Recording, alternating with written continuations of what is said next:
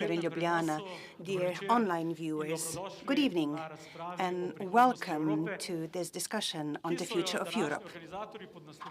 This discussion has the subtitle, Does Diversity Really Unite Us?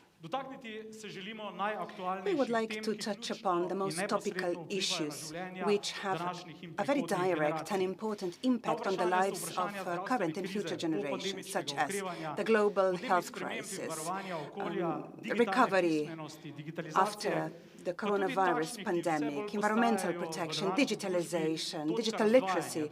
And then there are also points that we would like to touch upon which are dividing us, such as the culture of communication, then the explosion of extremist movements, migrations. First of all, I would like to welcome our guests. Let's start with the host, MEPs, representing the Progressive Alliance of Socialists and Democrats, Mrs. Tanja Fajon and Mr. Milan Brglez. Good evening.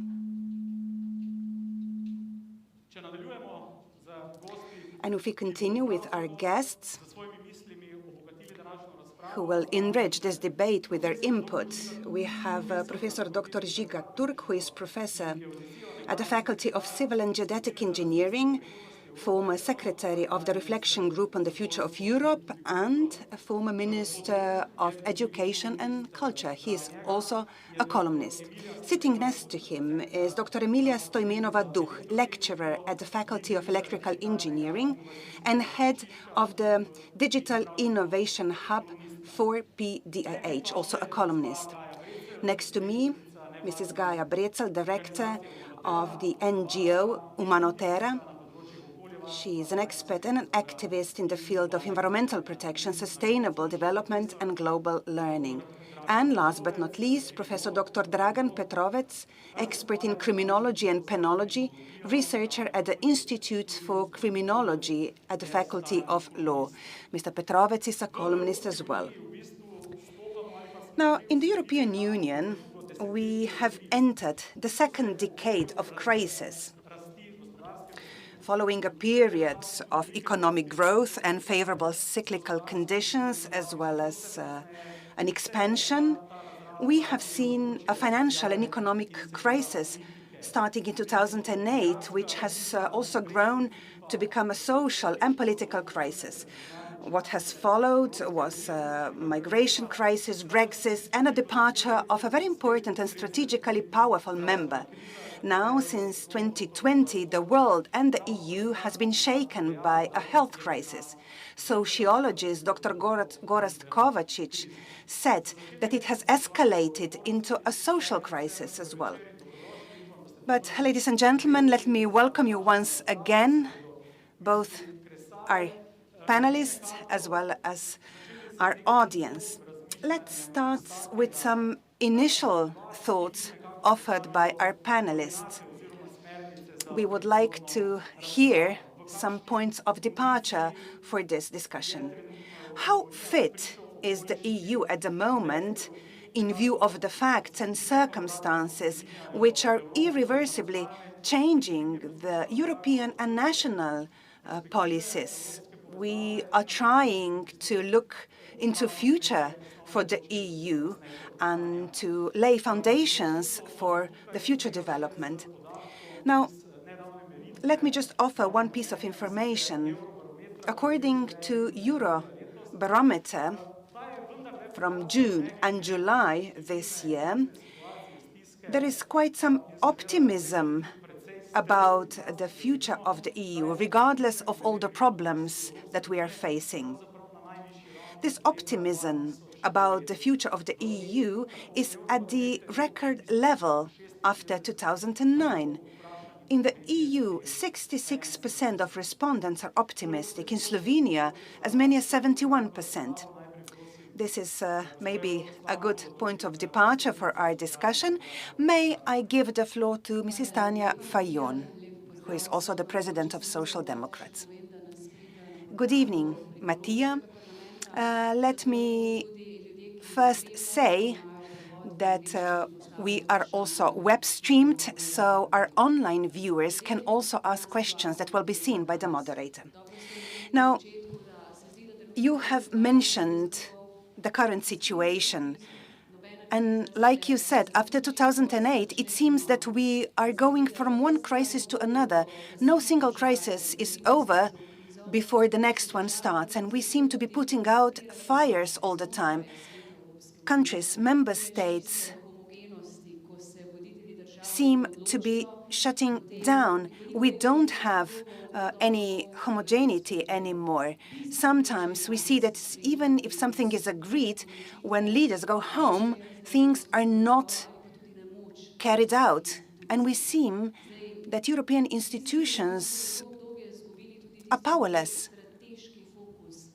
Maybe we have also lost the strategic focus of the EU. We seem to be forgetting about the fundamental values of the EU. We should go back to the beginning and ask ourselves, why was this alliance established in the first place? So we are now at the crossroads, and this is why we are having discussions about the future of the EU and the position of Slovenia within the EU. The health crisis has revealed all the weaknesses of our health systems. When we had to come up with vaccines and we had to come up with solutions, member states were left to their own devices, and there was a lack of coordination. Then, when the European Commission intervened and started to help countries that were lacking vaccines, it has turned out that our health care systems have to be better coordinated. So far, this was the competence of member states.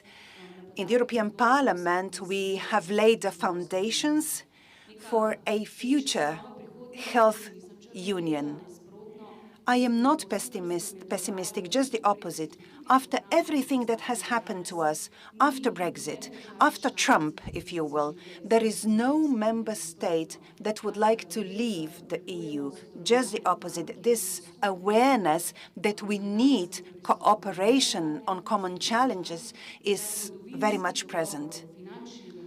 This historic agreement, financial agreement, providing resources for recovery, it's a very ambitious and really historic moment. And this is telling us that we still need and wish to have a strong Europe.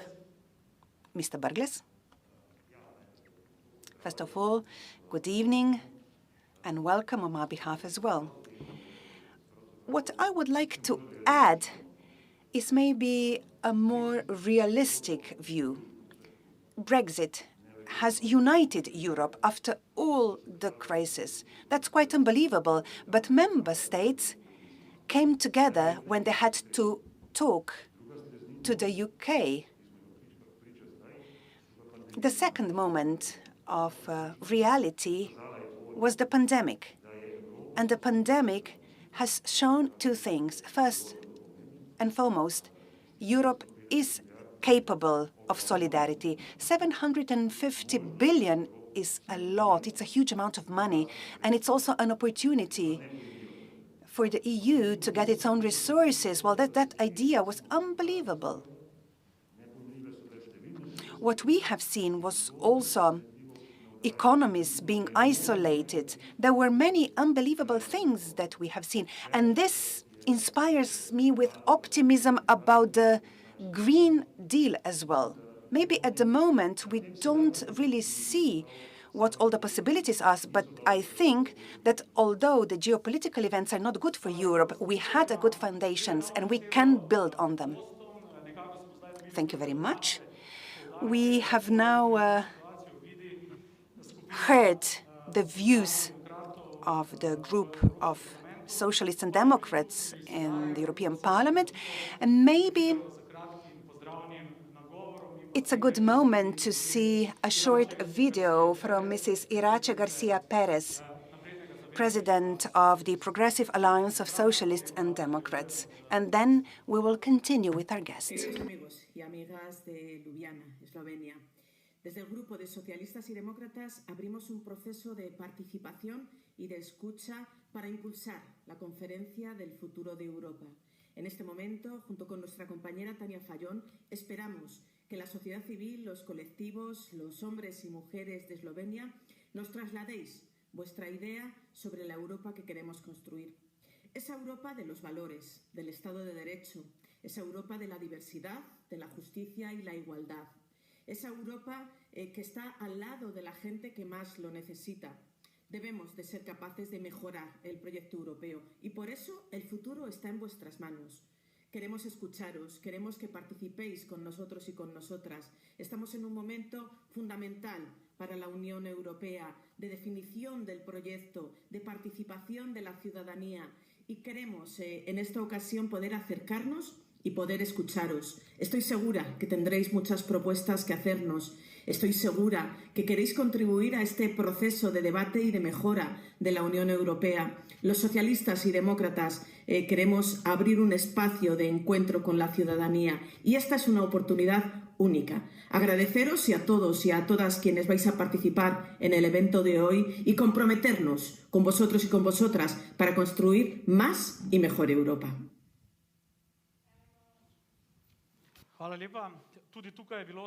Thank you very much.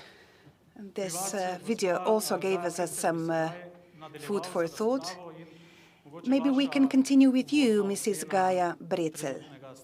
What is your view of the current situation of the EU and how do you see the future of the EU?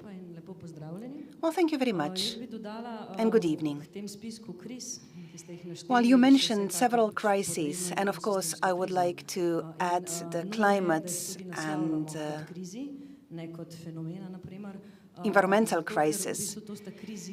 These are not just phenomena, these are crises which are going to define whether the human civilization can continue to live in a decent environment, whether we are going to have clean air, potable water, whether we are going to have nature with a stable climate.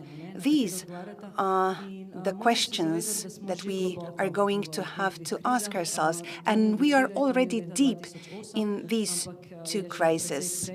They don't date back to 2008. They have roots much earlier, and experts have been warning us for many years. To me, it's quite interesting how politicians don't respond to such serious crises, because we are talking about survival. Recently, we have seen the IPCC report with the following key messages. First of all, our world has seen an increase in temperature of 1.1%.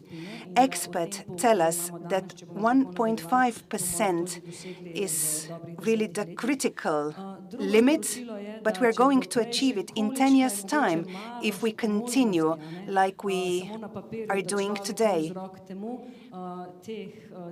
And if anybody thought that this crisis is not human-made, well, today there are no doubts anymore. This is a man-made crisis. And the third important message is that if we do everything we can do something about this crisis, but we have to make every effort. And if the pandemic has shown anything, then what has shown to us was that if we do everything we can, if we join our forces, then we can make it. The climate crisis has not diminished. It has not become any less because of other crises. Now we seem to be dealing with the health crisis, with political crisis. But in the meantime, we are still in the environmental crisis and we are running out of time. Talking about the climate crisis, it's not just about something that is out there, that is going to happen in decades. Millions of people are already displaced today due to climate changes. And this group of people, displaced persons, due to the climate crisis, this group of people is going to be much, much bigger.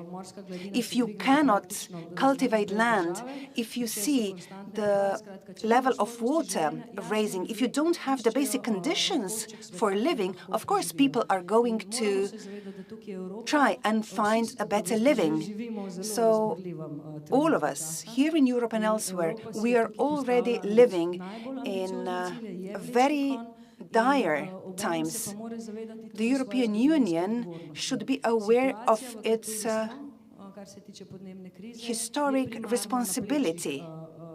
The current crisis is a crisis that will have to be resolved by countries in the northern hemisphere, which have actually caused this crisis, but they also have the knowledge, the technology.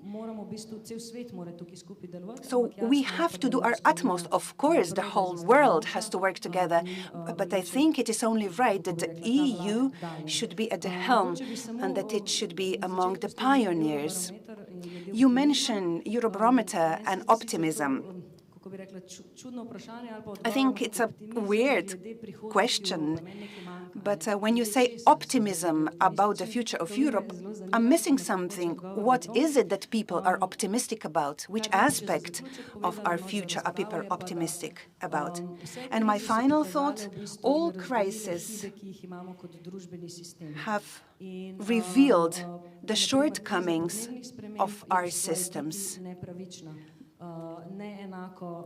The climate crisis is unjust because not everybody suffers equally and not everybody can react and respond in the same way. So I think in all crises, we have to look for common causes, and the common cause is in our system, in the way how we are organized, and in the way our economies work. Thank you very much, Dr. Petrovec. Moving on to you. Well, thank you very much. Maybe I'm not the best interlocutor when it comes to climate change, but I feel climate change quite significantly. But back in 1974, I visited the Triglav Glacier, which doesn't exist anymore. What I'm dealing with is human rights. And if we lose human rights, we will lose our civilization. I have prepared some speaking points to help me be disciplined and stick to the allotted time. Now, the title of this panel discussion is, Does diversity really unite us? Well, it depends.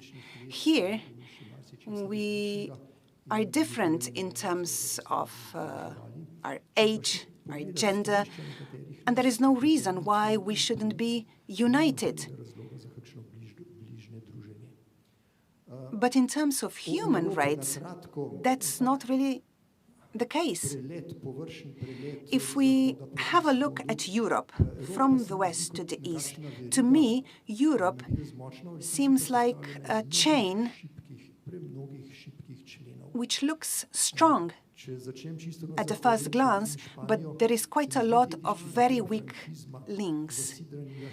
For example, looking at France, or rather Spain, you will remember the civil war and the Franco regime. You will remember how newborn babies were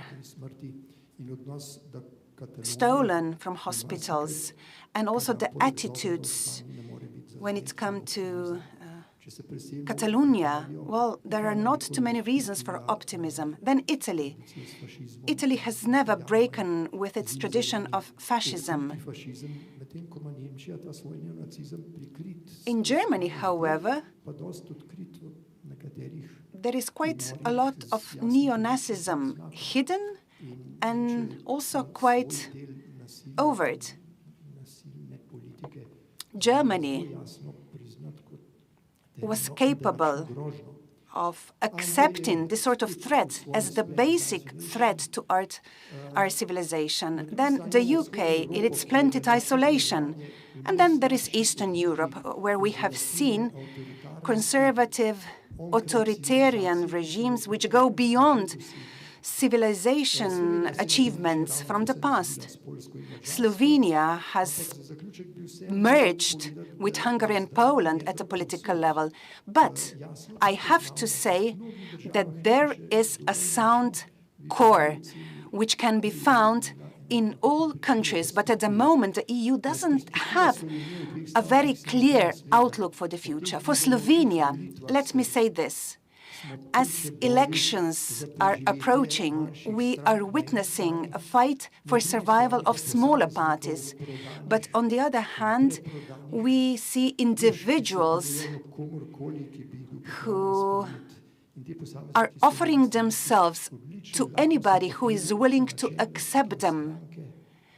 And this is also quite a test for many political parties and their ethics.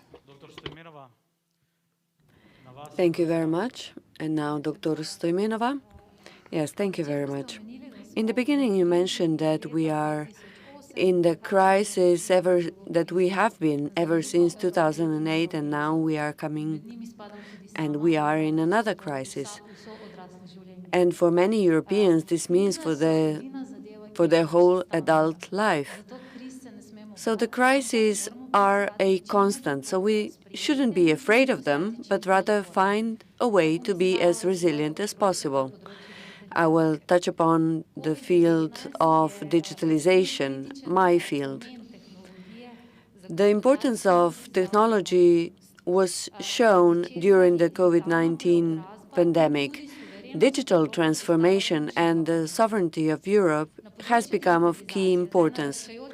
In the area of digitalization, there are tensions between the US and China, and this should be a sort of a stimulus for Europe to increase our own digital capabilities.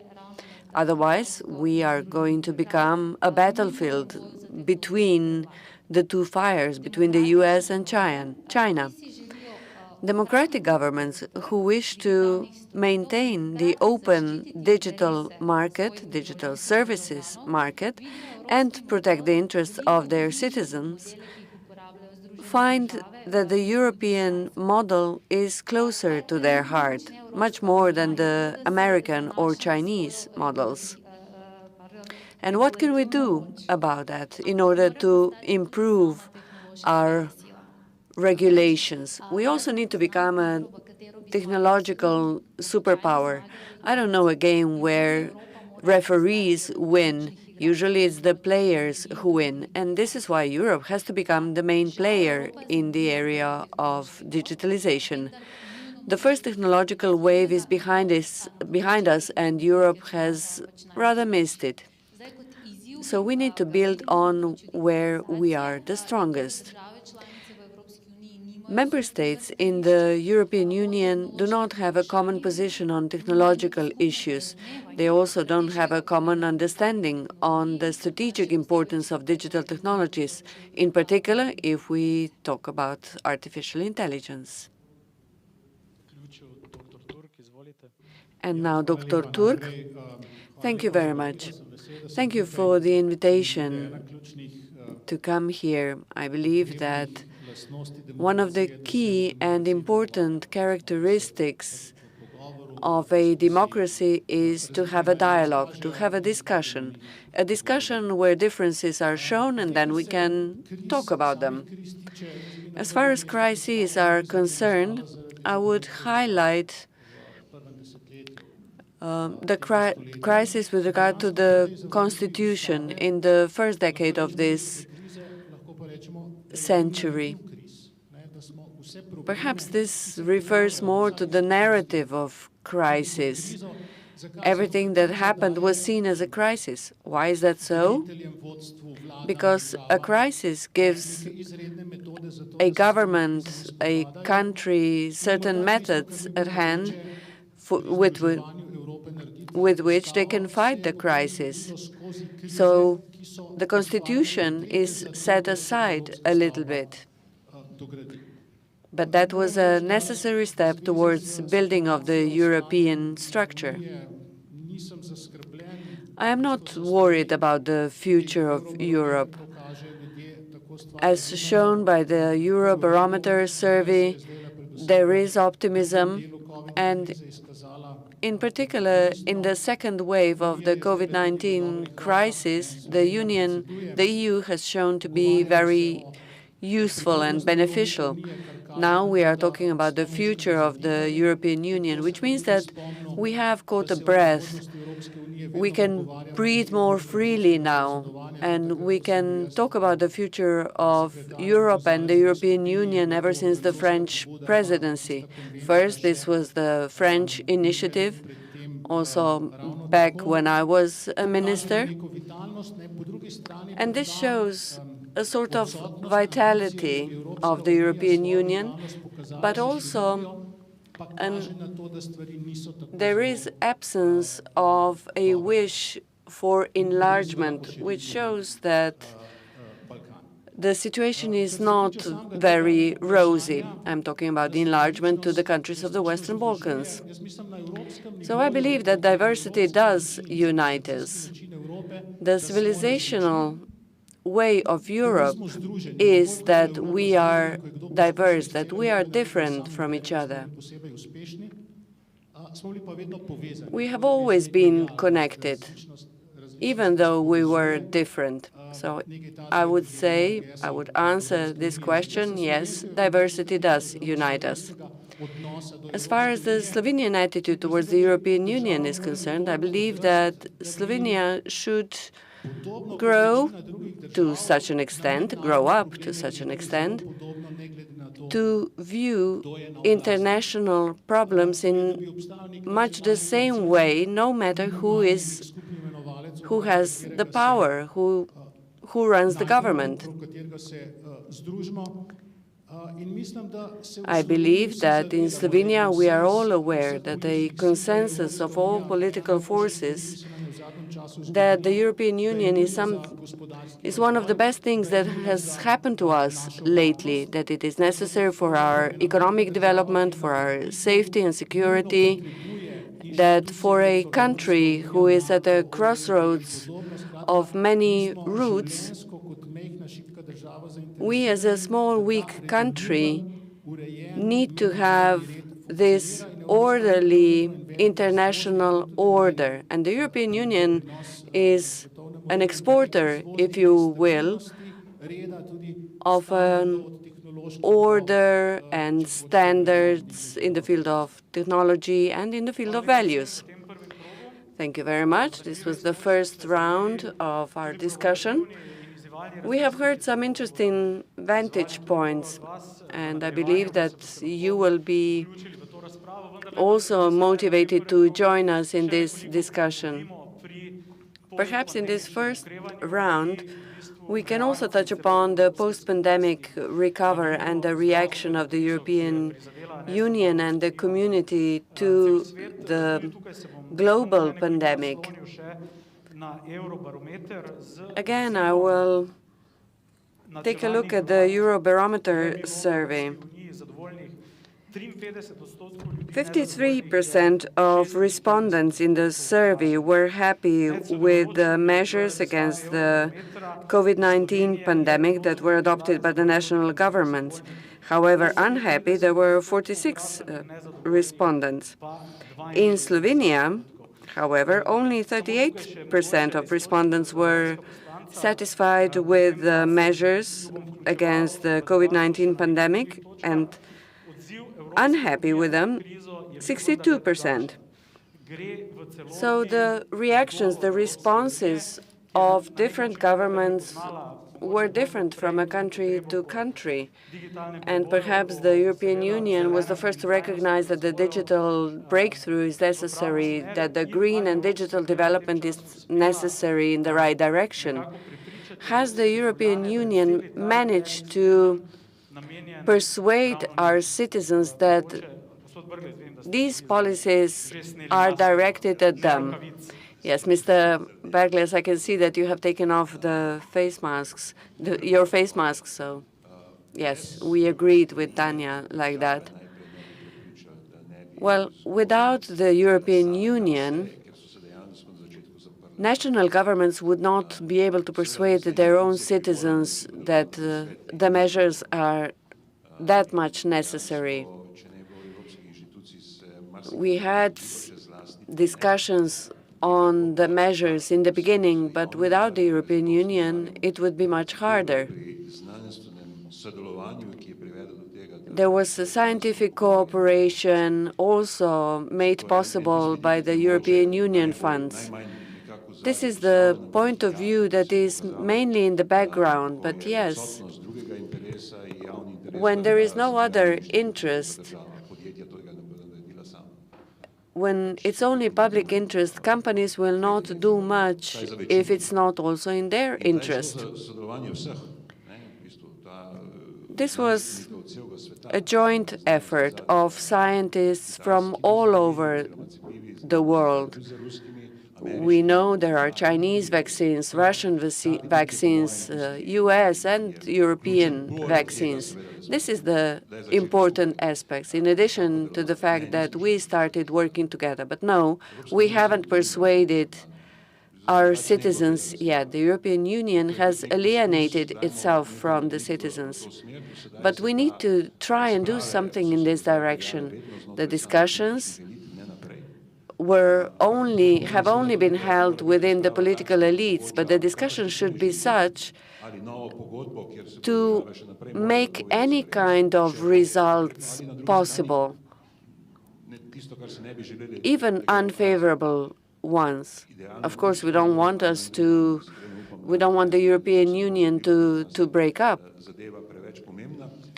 because it is too important for us. As far as trust is concerned, this is the question of who is speaking and who we trust. For instance, I don't like Mr. Macron, but chapeau how he communicated these issues to his citizens and to everyone, and that we also brought in place the RVT rule. The European Commission also pledged more than 100 million euro for free testing.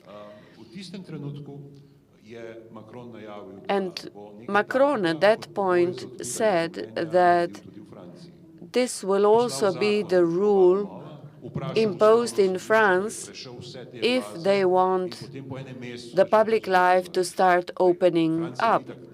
And they did that, and they started that. And we know that yellow vests are also there. We know that there are many problems in France, and the environmental problems are sometimes put on the shoulders of the citizens. But this was the ideal communication, the way he was communicated. However, in Slovenia, epidemiologists were put in the background. And I believe we should be listening more to them in order to stop the virus from spreading. But politicians try to be smarter than scientists, and people cannot trust this. Allow me to start by saying people don't like repression. We don't like to be pushed to do something, to be taken our freedom away. Through the epidemic in Slovenia and through the measures, we could feel how our human rights are being trampled upon because there were decrees adopted and people have lost trust and confidence in politicians, even in some scientists, because the communication was not correct. And practically, all measures that are imposed do not enjoy the trust of our people, and people don't trust the vaccines. One of the worrying facts resulting from the Eurobarometer survey is what the government has done with the Recovery and Resilience Plan. The trust into our government has eroded to a very large extent. Other countries around us with the lowest vaccination coverage are mostly in the Eastern European part. And there, too, they have recorded a low level of trust in the public institutions and politicians. So the key challenge for this government is some bizarre measures. For instance, that some people working from home need to be tested as well, or need to comply with the RVT rule as well. Well, it is the question of trust that is the vantage point for my question to Mr. Petrovets and Mr. Turk. Just one more thing about Eurobarometer survey. They were also measuring how much the European citizens trust their governments. And Slovenia is at the bottom of the list. 68% of people do not trust our government. Luxembourg, Denmark, Finland, and the Netherlands record the greatest trust of their citizens into their government. And the least, it is, in addition to Slovenia, also Slovakia and Hungary. So this is the gap, this is the division between the European East and the North and South. First of all, I have to say that I wouldn't want to be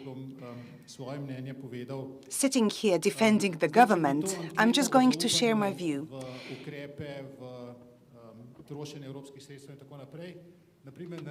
If, let's say, you made that same survey among viewers of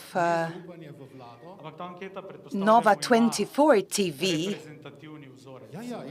but the assumption is that this survey is representative, so you need a representative group of people. Indeed, but I think that if you performed this survey among viewers of the Nova 24 TV, the result would be very different. Probably opposition can be happy that people don't trust our government. But what I'm really sorry about, and hopefully with my tweets and comments I didn't contribute to it, so what I'm really sorry about is that the Slovenian politicians, the media, didn't tackle this pandemic in such a way that we should all understand the pandemic as a common enemy. Once this crisis is over, each of us on both sides, on the side of the government and on the side of the opposition, can think what they have done to make this crisis a common enemy. What have people, various people, done in order to accept this as a common enemy, and who has maybe used this crisis to try and harm the opponent? Dr. Petrovets? Well, I think that in this situation, we don't need any public opinion polls. We don't need any Nova 24 TV. What was the first measure during the outbreak when the academics, the experts who were willing, without any fee, to provide initial vaccination? That was not accepted. They just said, no, we need mediators. And they waited so long until a group of playboys and criminals was formed who made enormous amounts of money in order to provide us with protection equipment. Is there anybody who still doesn't understand that protection of the population is just the side effect of this business and of those deals? The first effect is for some people to become rich. Well, thank you very much. In the north and in the west, governments are much more trusted compared to the east and south of Europe. Why is this the case? Is this some sort of disintegration within the EU also when it comes to the post-pandemic recovery? Or are there other circumstances why this is the case? Mrs. Brezel, you wanted to take the floor. Yes, if I may just add something, this also partly answers your question. In the countries where measures which have nothing to do with the pandemic were adopted in the name of fighting the pandemic, well, there the situation is quite different. One of the first measures by our government was that in the anti-corona package, they wanted to restrict the rights of environmental organizations to obtain the status of organizations working in the public interest. What does this have to do with the pandemic? And it is these cases that have caused a loss of trust. In the name of fighting the pandemic, many other things have happened. And every week, we can see things happening, and we can see democracy and human rights being destroyed, the possibility of participating in public policies. This right is being lost. Talking about our right to be recognized as organizations in the public interest, well, this is European legislation. And may I just say that any group of people improving the trust should be composed of epidemiologists, but also educators, scientists, people who could also answer what particular measures mean for our society. We know that schools were closed, and now we have young people showing signs of anxiety. The number of young people considering or thinking about suicide has gone up enormously. Well, politicians tend to speak about moment of sobriety, milestones, and so on. Dr. Stoimenova Duch, we are now talking about resilience, recovery, and long-term visions. You are a scientist. To what extent is politics capable of listening to, hearing, involving scientists and professionals? We know that this health crisis was also very much connected with lack of trust in science. When speaking about lack of trust, well, we all know that there is a lack of trust, and we see this in the number of people who have been vaccinated. But there are various elements here. Let me start with the first point. I think that many in the general public don't understand how science works. If you want to publish an article, you have to perform an experiment which has to be repeatable. Then at least 2 peers read, check, test this experiment, and then this article goes to the editor. And if anyone in the scientific community finds that there is a certain point which is not true, then the article will not be published. So it's very difficult for something that is not true to be published in scientific journals. And then there is also the media. But when you say the media, anybody can set up a website and publish anything. Very often, we don't really check our source. If I'm against vaccination, and if I find a website listing all possible side effects of vaccination, then I will be happy because my thinking, my theory has been confirmed. So there is also the element of digital literacy. So fake news and the way science works. And then the third point, and this is about scientists. We are not really popularizing science. We are not raising the awareness about science, because if we talk in science talk, then people don't understand us. So we should try and present our ideas in a language that is easily understood by people, so that people understand how science is applied in our everyday lives.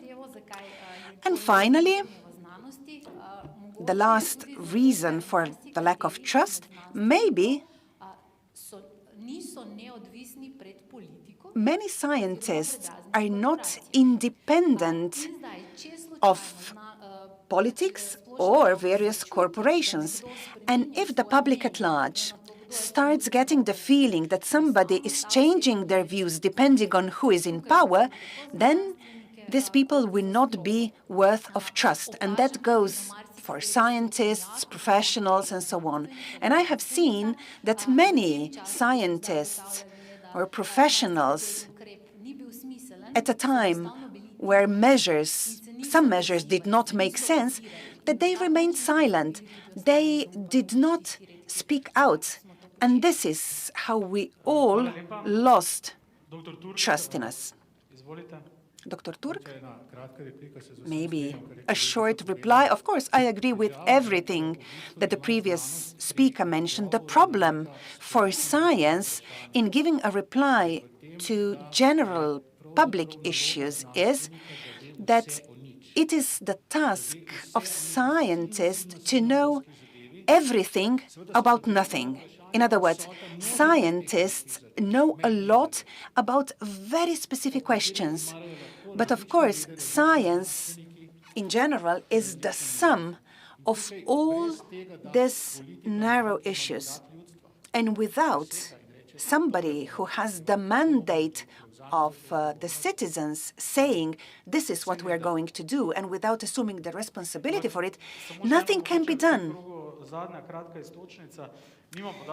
Maybe just a last point in this round. I don't know how many people are protesting today on the city square. People are protesting against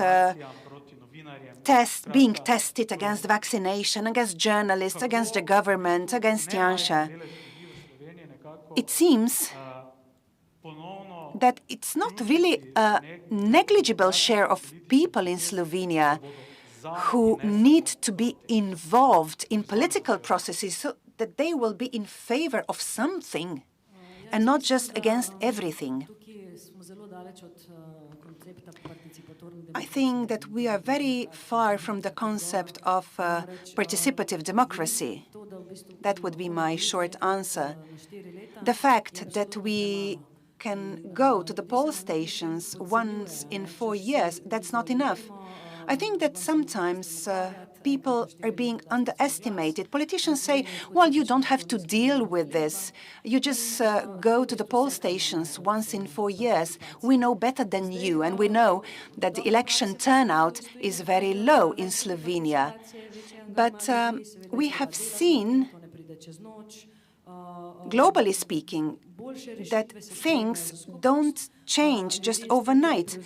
With better participation, people will take ownership of the solutions because they have the feeling that they shape them, and they will also assume ownership and responsibility for the implementation. So we should not underestimate citizens.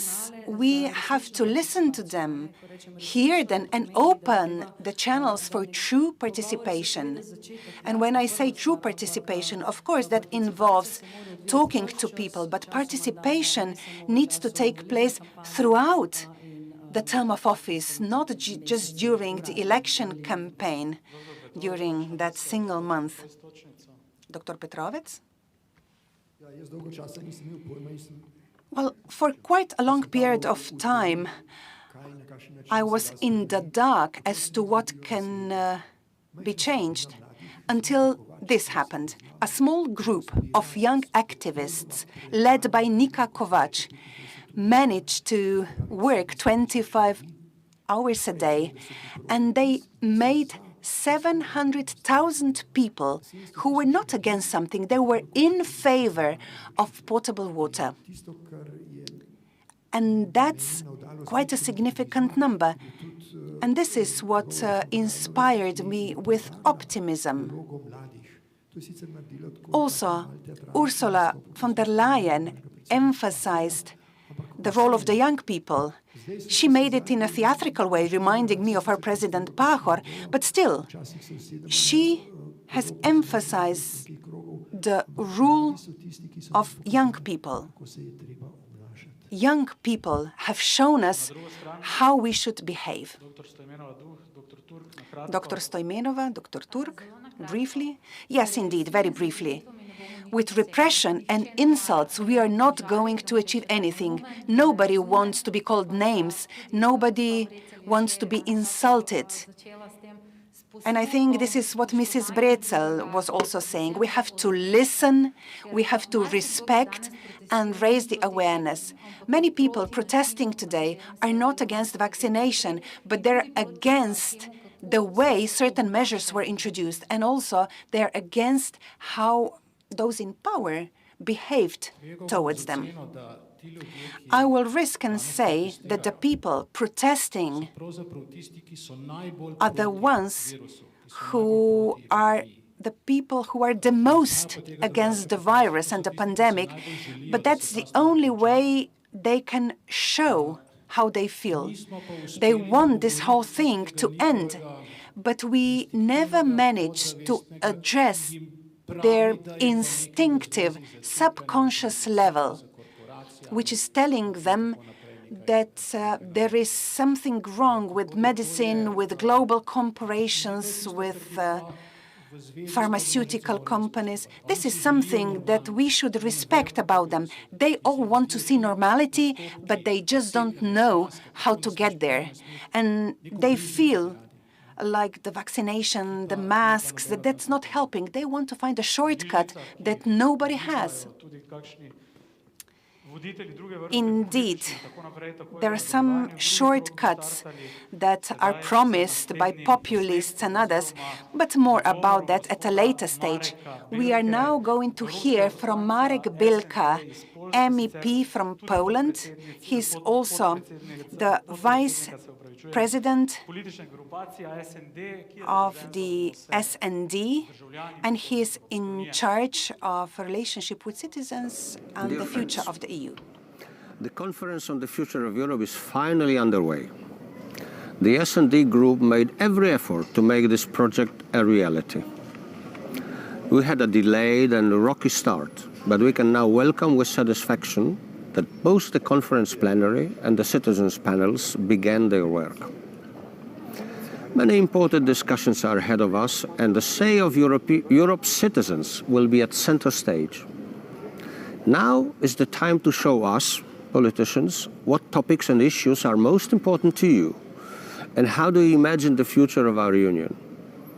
The voice of every active citizen will count, but we encourage especially the younger people to have their say, as it is mostly their future that is at stake. I would like to encourage you to ask yourself whether your approach to the European Union's future differs from that of your parents, whose efforts led to the accession of Slovenia to the EU.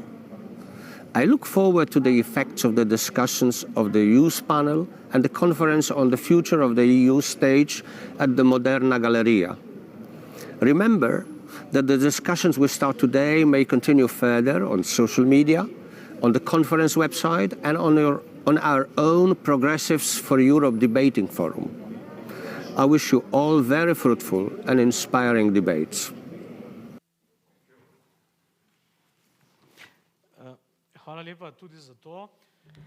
Thank you for that.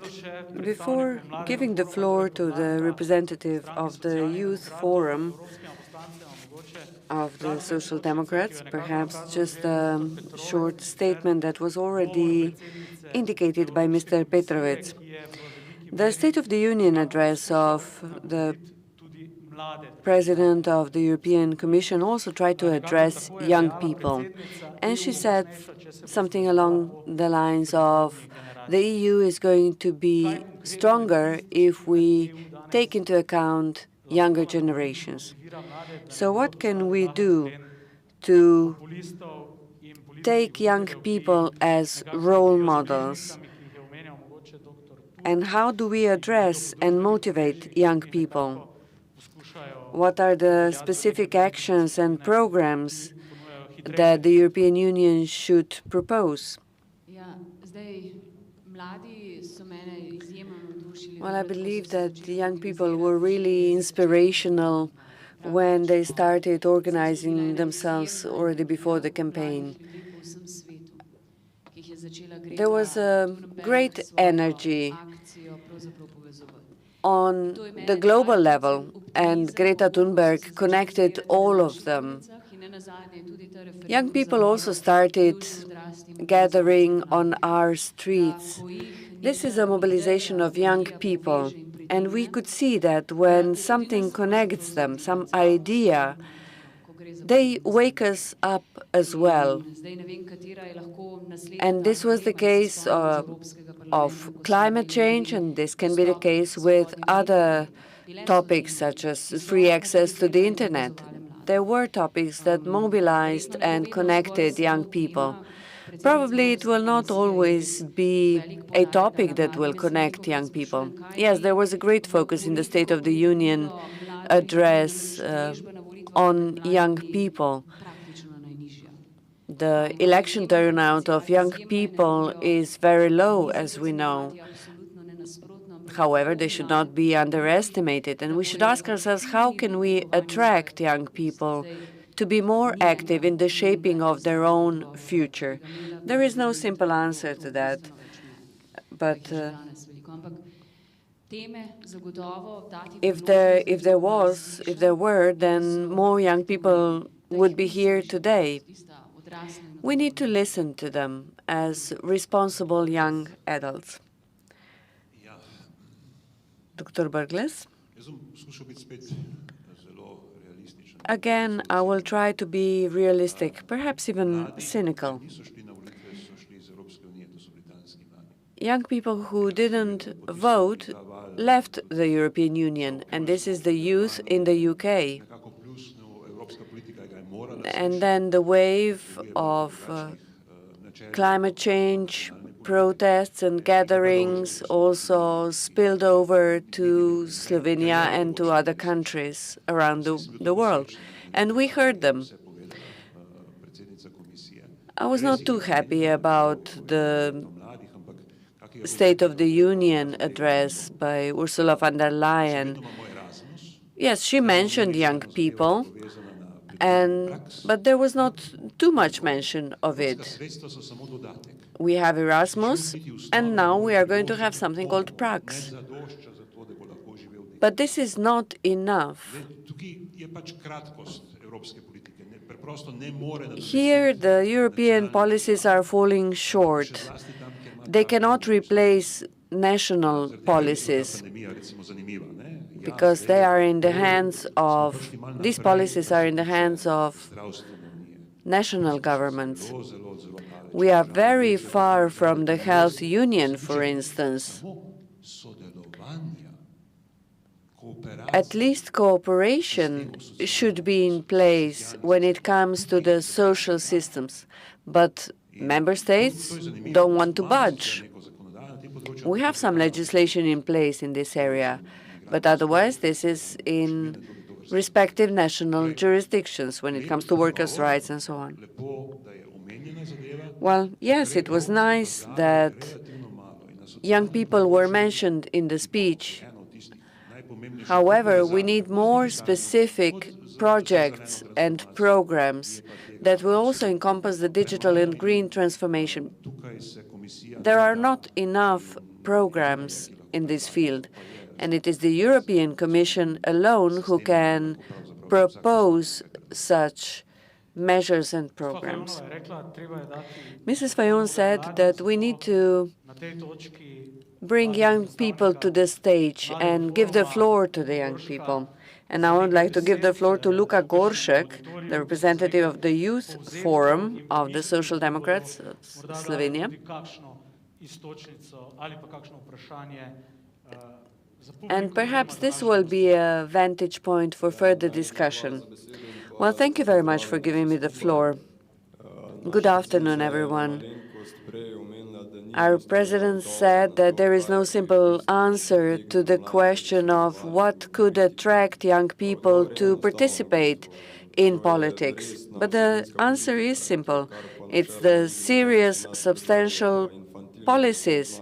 But what we see in Slovenia is infantile behavior of alpha males who believe that they are above it all. The title of today's roundtable discussion is a question: does diversity really unite us? Yes, we believe so, and we hope that this will continue to be the case. Unfortunately, however, it is shown that the current policies, that some alpha males in Slovenia and in some neighboring countries and beyond are conducting, I'm afraid that this will not be possible. But young people will rise against it. This was already shown in the referendum for water, and I believe it will also be shown in the elections next year. It will be shown that we are motivated, that we are not without any will, and the result will show that it is us, ourselves, who will decide and shape our future. We all know what is the problem of young people, not only housing issue, it's also employment. And the EU, in our opinion, should have some systemic solutions. The employment platforms are a good example how the European Union can have a joint approach in finding a solution to such an issue. There are some elements that are eroding the participation, the trust of young people into the government, but we believe that there should be solutions that are not populist. And to cut a long story short, we are the ones who will create and shape our future ourselves. And we will show that next year. And now I would like to open the floor for discussion. Would anyone like to comment on what we heard? Mrs. Stoimenova-Duh first, and then Mrs. Britzel. Yes, thank you very much. And thank you, Luka, for this excellent starting point. Mr. Bergles said that there were no specific activities, and I cannot but agree.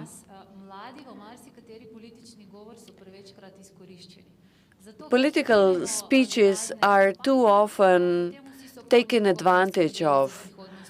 They state how we are going to take care of young people and so on. But what has the European Union done for young people during the pandemic? There was not one single specific measure aimed at the youth. We had a call from the European Parliament. They called upon us to keep the schools open for as long as possible. But of course, while taking into account the most important thing, that is their health.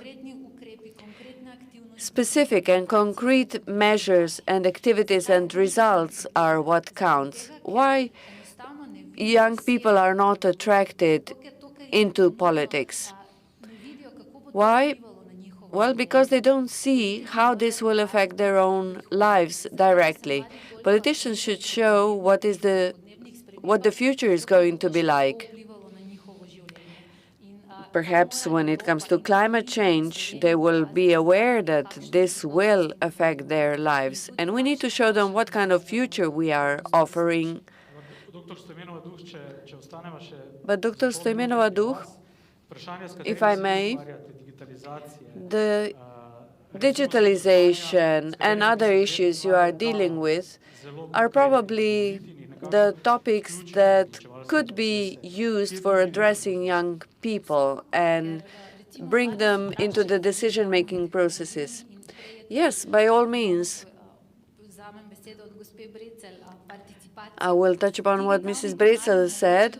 Yes, participation is the key. Digital channels enable efficient participation. We don't need to go anywhere. The young people are already there. We just need to lend an ear to them. And now, Mrs. Brezel, there is a common opinion that climate change and the pandemic, the crisis, these are the topics where young people can be attracted, can be motivated. However, has the European Union, in the meantime, done anything with specific policies, packages such as Fit for 55? Has the European Union managed to show some progress and readiness to carry the baton, to be the leading player in the fight against climate change? If I go back for a second about the election turnout of young people, why is it so low? Well, because they don't have their own representative. Nobody represents their own views and problems.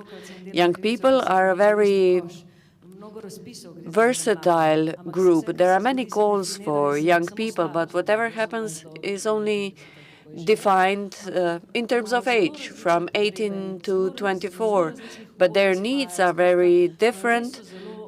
They come from differing backgrounds, and these are heterogeneous groups.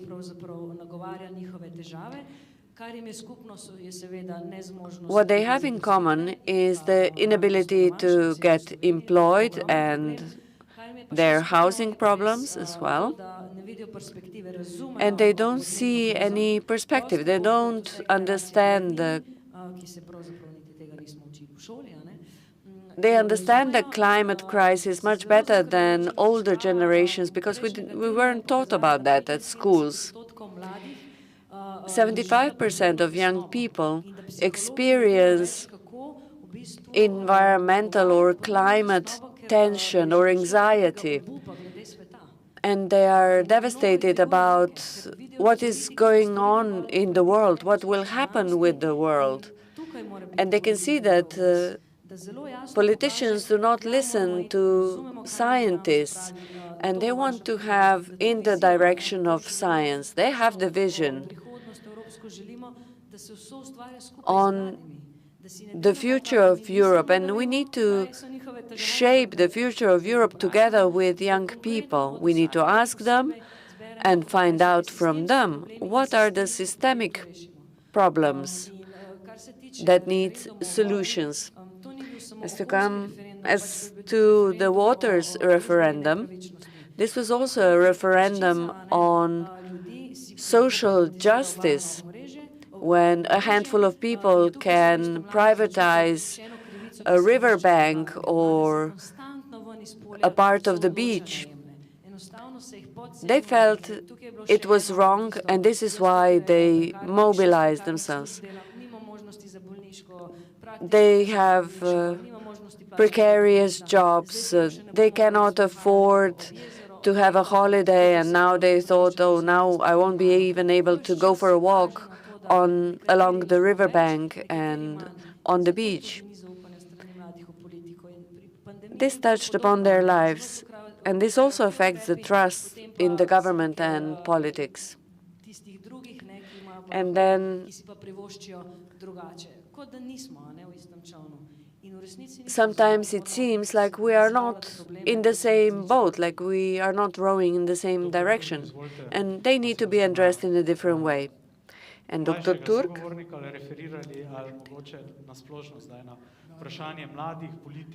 Are you going to speak about the youth in general, or what will you touch upon?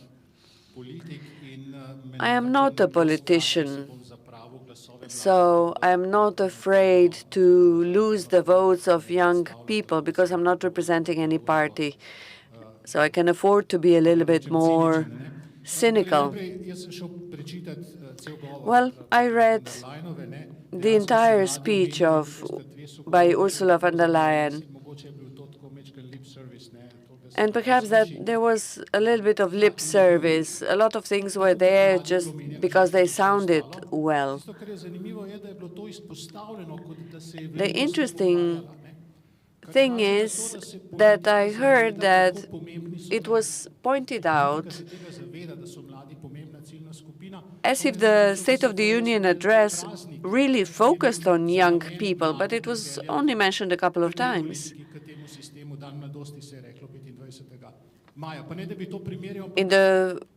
In former Yugoslavia, we had a mobilizing holiday, the 25th of May, which was the Day of the Youth. That's what it was called. And this is how we mobilized young people back then. But now we have grown up, and now we have new young people. And young people are the ones on which the future depends. Now I'm going to stress my conservative side. Young people are intermediaries between their anteriors and between their posteriors, who are not yet there, their children. Young people don't like to hear the following thing, but they don't like to hear that very, very much. We need to show them the world first. We need to show them how to, for instance, write scientific articles. First, you need to show that you have mastered what others have learned before, and then, only then, you can show, okay, this is how it used to be done, and now this can be done in a different, better way, like this. Yes, you understand climate change quite a lot. But not only that is shown, it also means that young people can be guided in a different way. And it also shows that if we mobilize all our forces, we can do something about that. But if you want to be better than, for instance, Mr. Douglas, you need to know everything he knows and then add some more. Thank you. Yes, a comment? It's not really a comment.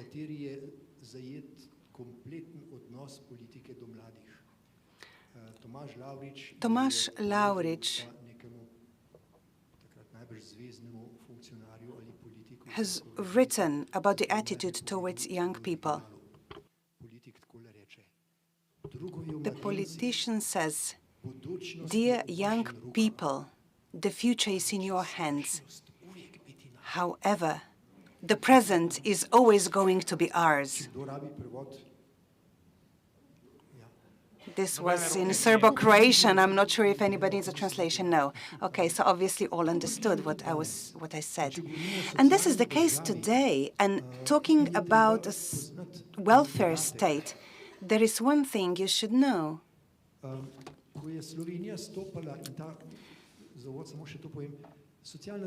But first, let me say this. When I say the welfare state, this should also mean the welfare state for young people, not just the 60+.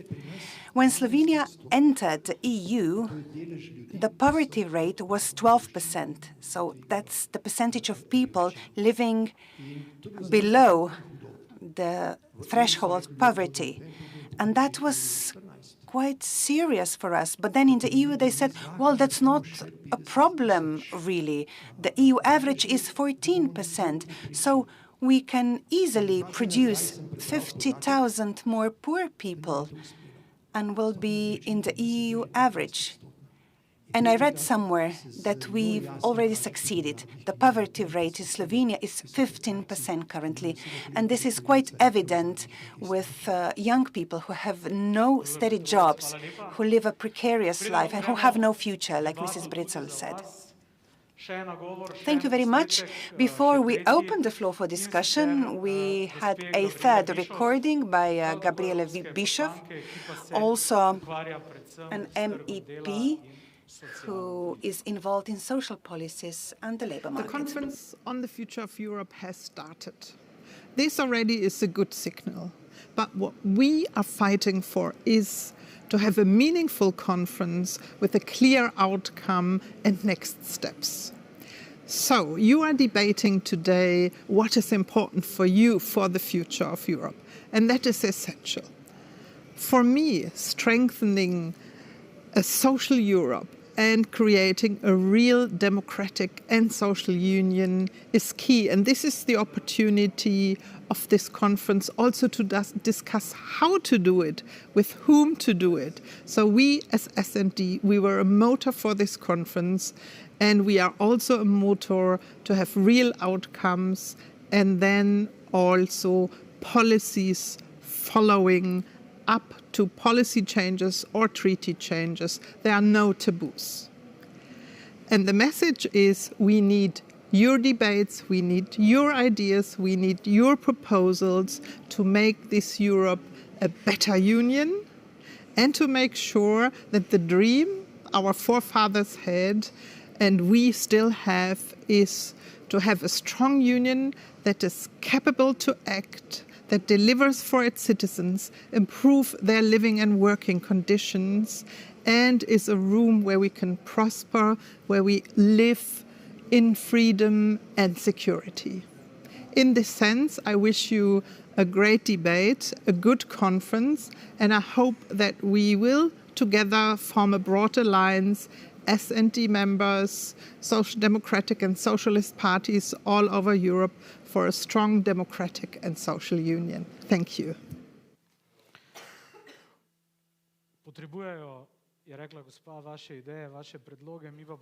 So they need your thoughts and ideas, but what we need right now is your questions.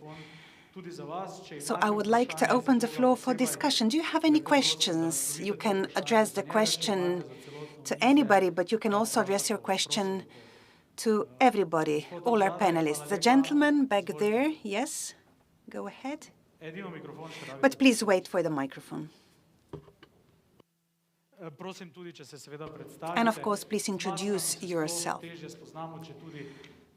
We are all wearing masks, so it's maybe more difficult to recognize one another. I'm the president of the Social Democrats Committee Ljubljana Center. First of all, I would like to praise our two MEPs who are represented social democratic values in the European Parliament very well. Like our president, Borut Pahor, I too am a fan of the EU. Dr. Turk mentioned the Constitution, and I too was very disappointed 17 years ago when the attempts to come up with a European Constitution failed bitterly. Now, what else should our MEPs do in the European Parliament? I think we have to strengthen the sovereignty of the European Union. We have heard about military sovereignty,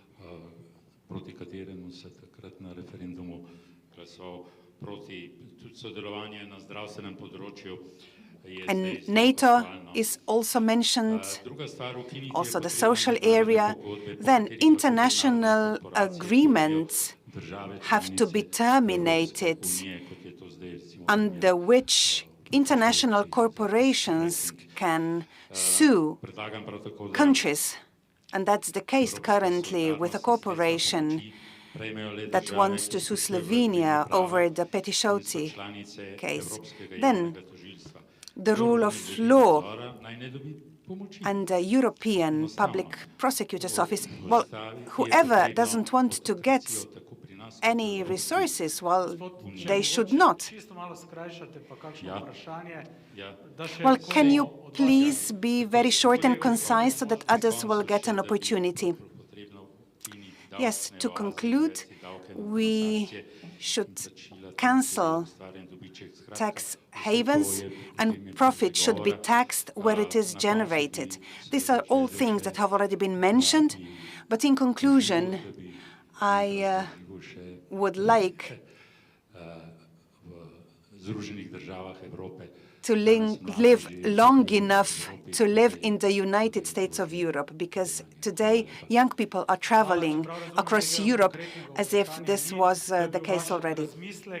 Well, thank you very much. These were your thoughts. I didn't really hear any specific questions. If there are any replies, we would be glad to hear them. Yes, Mr. Brglez.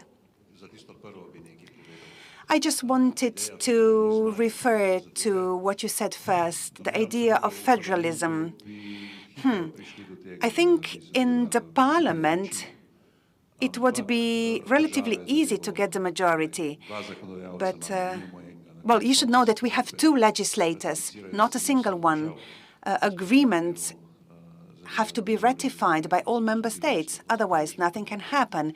And the same thing will happen, as was the case with the previous agreement or the constitution.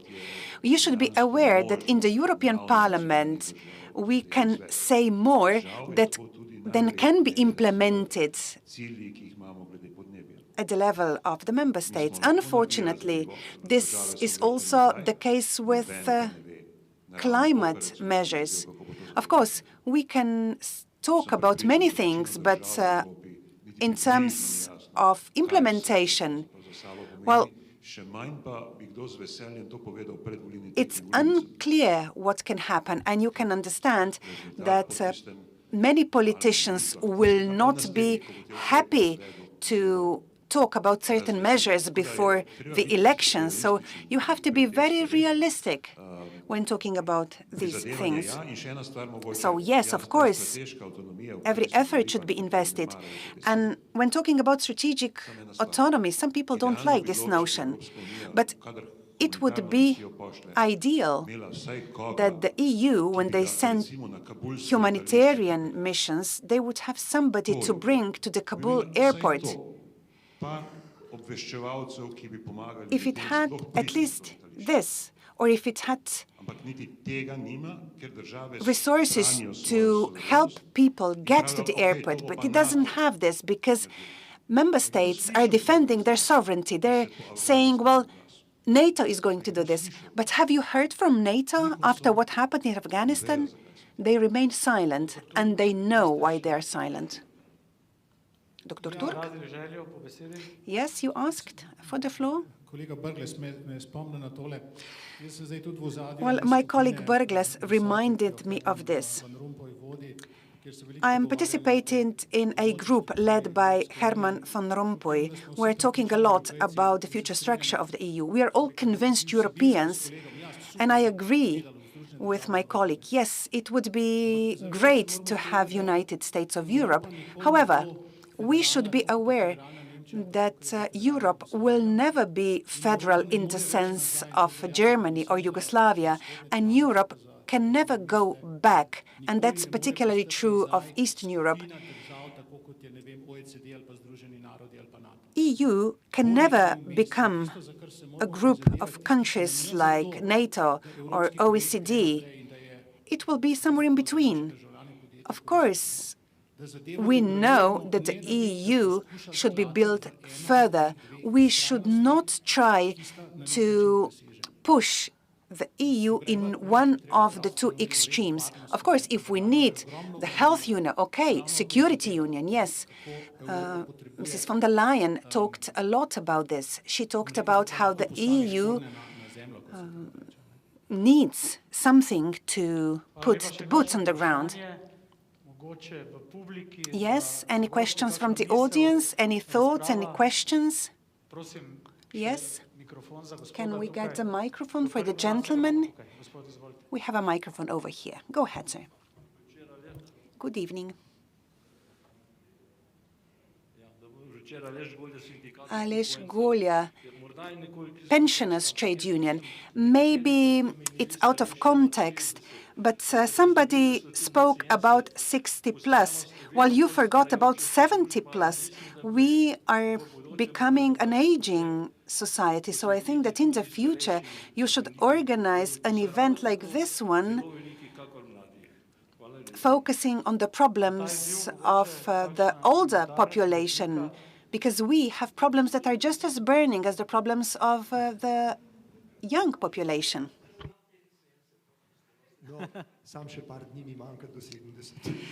Well, in just a few days, I'll be 70 myself.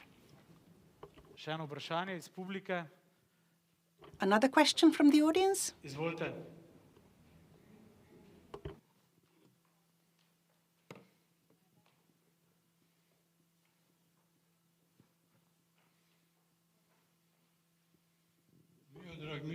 Miodrag Mitrovic, a reserve officer, and until recently, member of S&D.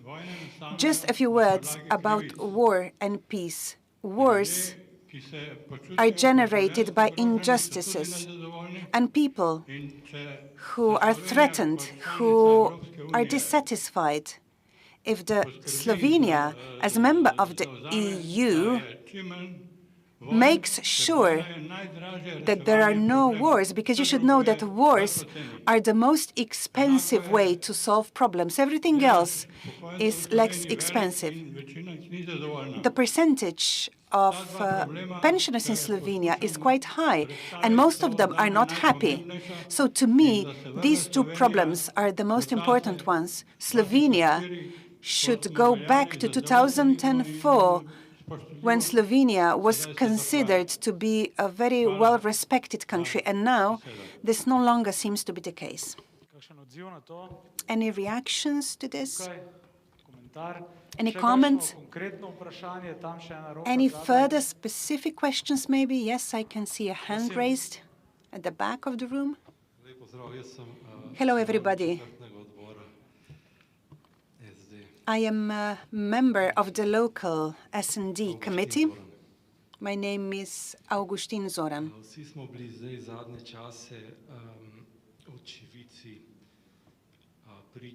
Recently, we have all witnessed the attacks on our party launched by our Minister of the Interior, Mr. Aleš Hojs, who is the right hand of Prime Minister Janez Janša,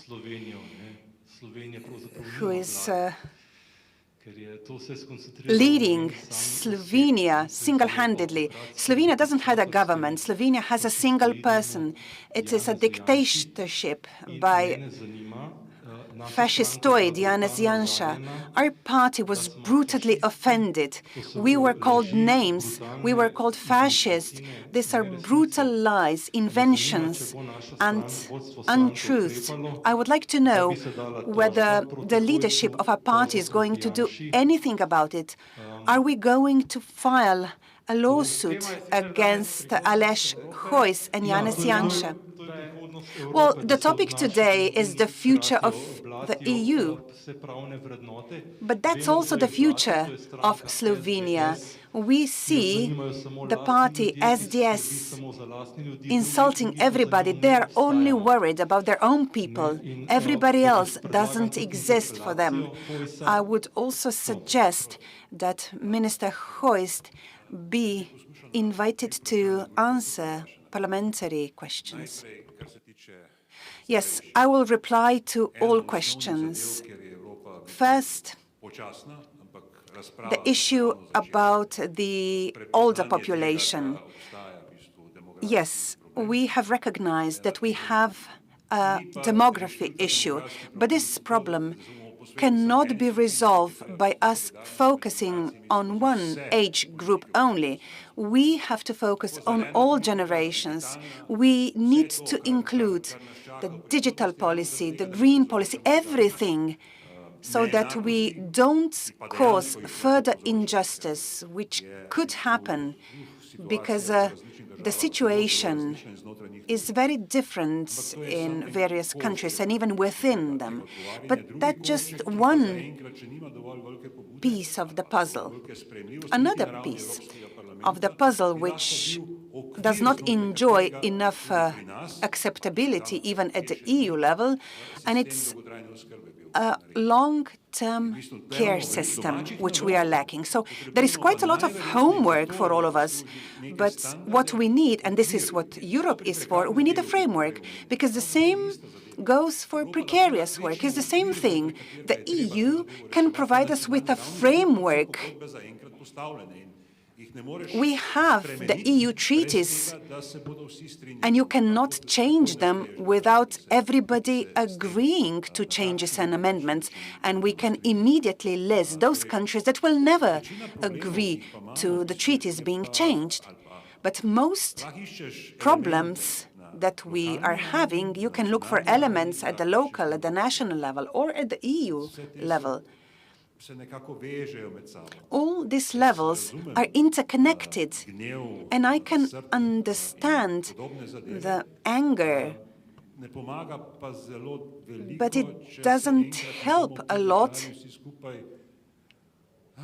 if all of us living in this country are not capable of having a situation where you can sleep peacefully, even if the right parties are in power. My feeling is that when the left option was in power, those supporting the right party politics could sleep peacefully. This is the only thing that I would like to have. I would like us to live in a system where you don't have to jump on every issue, but we are not there yet, and we have to talk together. Now we're talking about Europe. We have to talk together, all together. Otherwise, we will not be able to build Slovenia like we would like to have it. Any other thoughts or reflections? Yes, I think that we can have just one more comment, and then we'll have to conclude. Yes, go ahead. Dusan Vicentic. I am a pensioner, and I'm 79 years old. I have two questions. The first question is the enrollment of students from former Yugoslav republics. The precondition for them to enroll is, I think, 5,000 euro in cash. I came to Ljubljana back in 1962. In my second and third year, I hired a loan. And then, when I finished my studies, my loan amounted to something that was worth a dinner. So we can imagine what the rate of inflation was. Today, I think that we should make a selection of people who are willing to study in Slovenia. We have to try and attract them so that they can live, buy an apartment. Chinese, the Japanese, they send their students abroad. And then, as they come back, they're capable of sharing their knowledge. In my specific case, in 1982,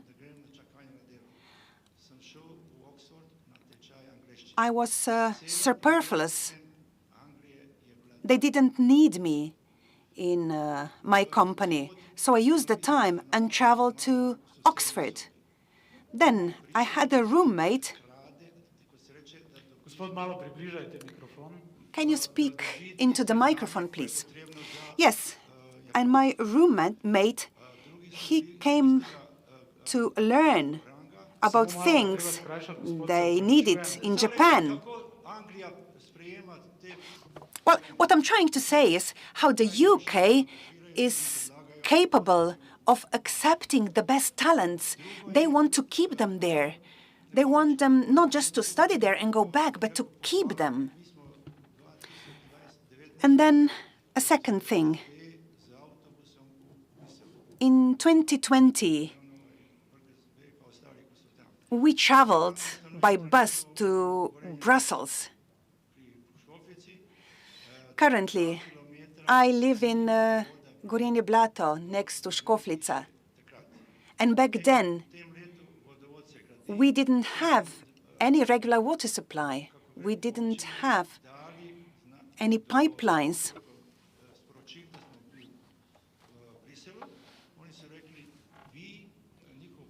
And then, when we came from Brussels, just give me a second, just a second. We were told by some local officials, you are never going to get any regular water supply as long as I'm here in power. So you can see what was the impact of Brussels. Just one more question, just to hear from younger generation. I come from the Youth Forum in Ljubljana, and I have a question for Mr. Petrovec. Given the fact that we are in the times when we stopped dividing the society to ours and theirs, and now we are dividing to the vaccinated and the unvaccinated, would you link that to some other social phenomenon? And perhaps what is your opinion on where we are heading as the European Union? Thank you very much, but I don't know why this question is for me, because I don't know much about medicine, practically nothing at all, and also about where the European Union is heading. So my assessment will touch upon what my colleagues have said. This is about the resistance towards or against the government when it comes to vaccination. And where is the European Union or Europe headed? I think that in my introduction, I mentioned a couple of characteristics that are not prevailing, but rather are characteristic features.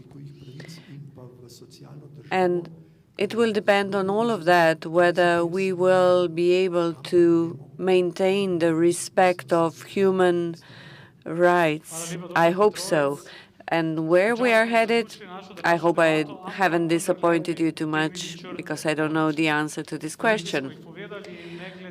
Okay, thank you very much.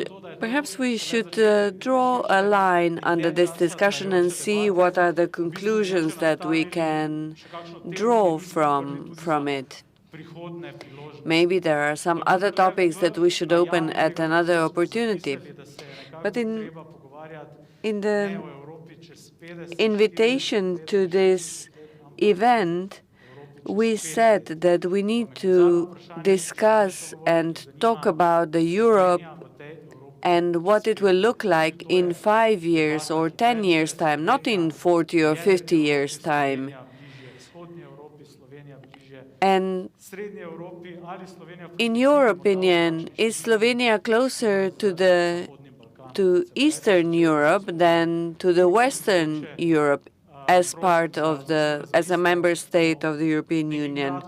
So I would like to ask you for your thoughts on the Slovenian perspective in the European family of countries. Yes, Dr. Brglez mentioned the issues of the elderly, and he said that some problems can be resolved at the local, some at the regional, some at the national, and some at the European level. And much in a similar way, we can look upon other issues that come up in the European Union. There is not just one alliance or connection within the European Union. There's not just the Visegrad Group. There are many connections, many alliances, many links. And not long ago, we were talking about the timelines for the European projects and what are the remunerations. And we could quickly see what the differences are in the payments for the same work at the same level. The payments, the remuneration was very much different. So we are trying to forge alliances with countries with which we feel naturally close. For instance, in the Baltic, the countries feel closer to each other, and smaller countries feel closer together. They have more interests in common.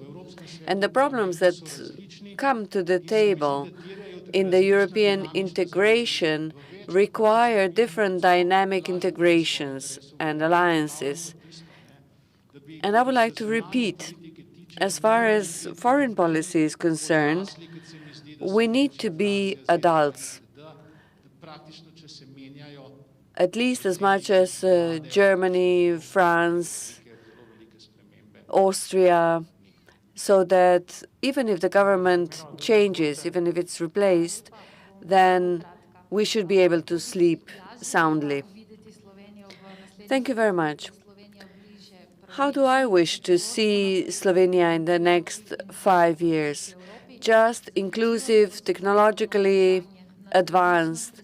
And I would like to answer the question in the title of this event. Does diversity really unite us? I believe so, yes, but not at any cost. And now Mrs. Brecelj and Mr. Petrovec.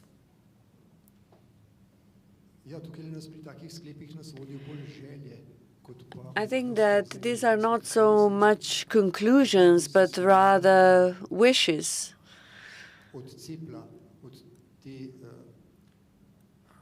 My wish is that Slovenia departs from supporting neo-Nazism and other kinds of populisms. In a way, we are supporting this course and these flows. But if we wish the mindset that is uniting us prevails, we need to find the respect of human rights again. Thank you. And I would like to add that Slovenia in 5 years' time can be where it wants to be, where we want to be, because the vantage point is very good. We live in a beautiful part of the world, if not the most beautiful. And we need to respect human rights, have an inclusive society. We need to make sure to protect our people and to do something against climate change. And we need to be aware that where we are today is not only the result of this government, but the result of the work of many governments before that, and the governments from year one. We only have one planet. The economy that grows at any cost, that takes great advantage of the environment, only increases poverty and unfavorable effects of climate change. I hope that Slovenia in 5 years' time will be much better, as we heard in the visions described earlier on. And Mrs. Fayon, Mr. Burgles, your closing thoughts? 20 years ago, I was following, as a young journalist, how Slovenia joined the European Union. I was in Brussels back then. I felt like the largest European. The freedom of religion, the freedom of expression, the respect of each other. This gave me wings for my future life back then. And this diversity enriches us and ennobles us. If we respect each other, everyone should have their place in the world. And I've just remembered something, a project from many years ago. It was about how different generations see the future of Europe. And some children were drawing something, and one child saw Europe as a dinosaur and another as a gazelle. And if I use this today, I should say that I wish Slovenia becomes a gazelle in this European Union that will be fast and fast-growing and respecting all human rights. Maybe it's a naive thought, but we should be able to hear each other, to listen to each other, and do something good about it. Thank you very much. Just a final thought.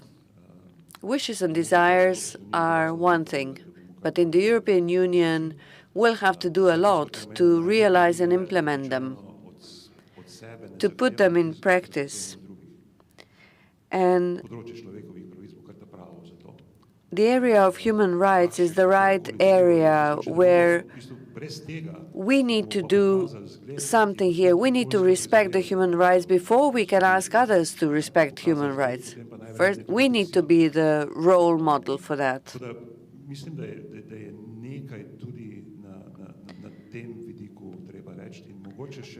I think this can be the topic for our next discussion. And we could say, yes, if the current government is close to the Visegrad Four, yes, perhaps they should do something good about it and do something good in the field of migration, border control, and so on. I wish, first and foremost, to have the government that will do something for our own good, not to maintain a deadlocked position. Well, a step ahead is a good starting point for our future discussions at our next opportunity. Dear hosts, dear guests, thank you for all your comments, analysis, proposals. There were many. And thank you, the participants, for your interventions. But the evening is not yet over. Here in front of this room, you will be able to have a face-to-face talk and chat with your MEPs and the guests. Thank you for being with us.